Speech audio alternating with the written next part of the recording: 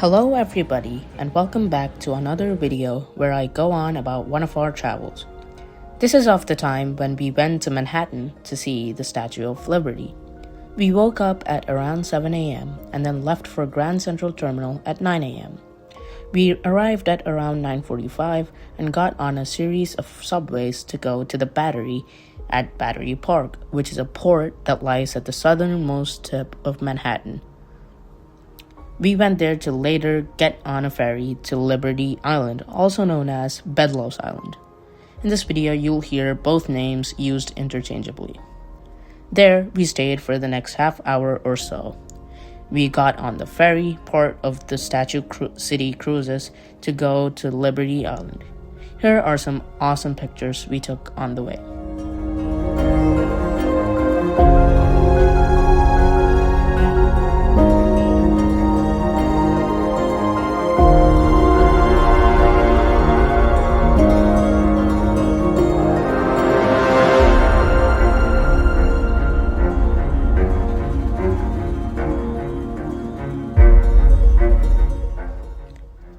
From here, we could clearly see 3 of the 5 boroughs of New York City, the former 3 being Manhattan, Staten Island, and Brooklyn, and the unseen 2 being Queens and the Bronx.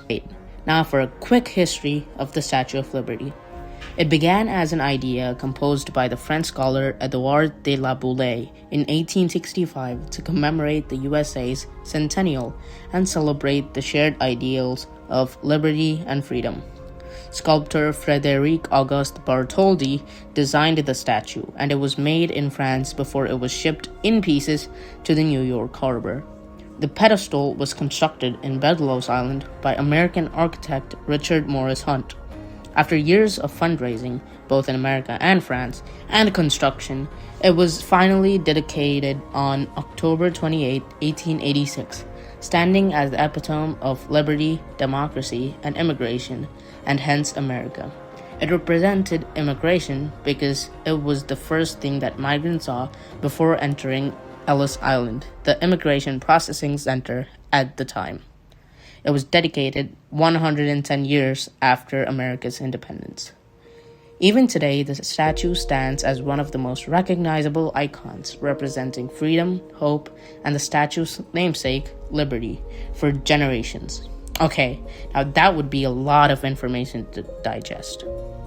After exploring the base, we ascended to the pedestal of the statue, where we took more pictures. We then came back to take even more pictures. After that, we went to the museum, that is its own building on a different part of Liberty Island. After eating lunch at the canteen, also located on some part of the island, at 2:20 p.m., we got in line to then leave the island through a ferry at 3:15 p.m. for Ellis Island. We stayed there for a half hour or so from 3:30 to 4 to then try to leave for Battery Park on a ferry. We waited in line for a long time before finally leaving at 4:40. We reached Manhattan at 5 and made our way to the 9/11 Memorial and the One World Trade Center. On the way, we took some pictures with the Charging Bull at Bowling Green, the New York City Trinity Church, and some other pictures. Finally, we reached the One World Trade Center and the 9/11 Memorial area. After staying there for approximately an hour, we finally went home. Goodbye, Manhattan.